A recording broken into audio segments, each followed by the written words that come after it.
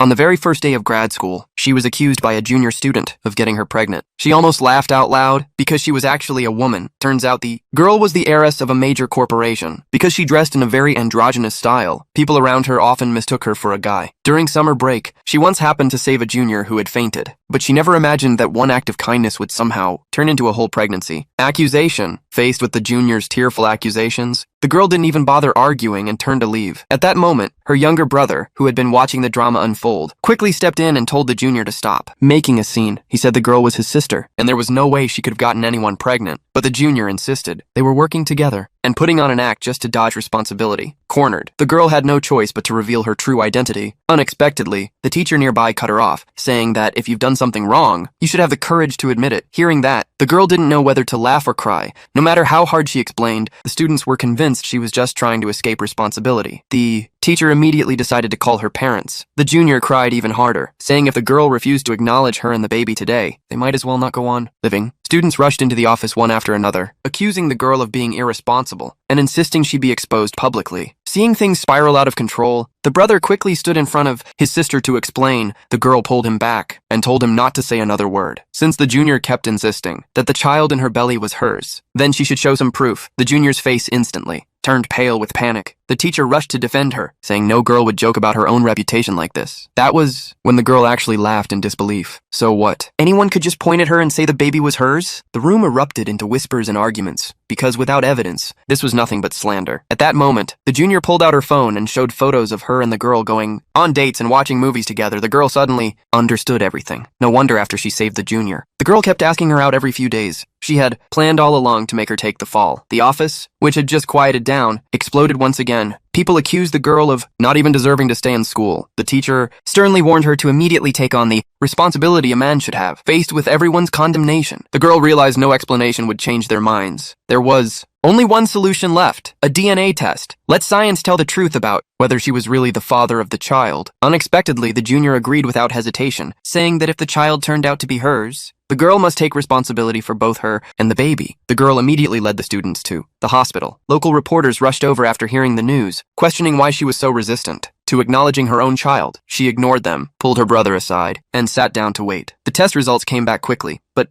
when the doctor spoke, the girl froze on the spot.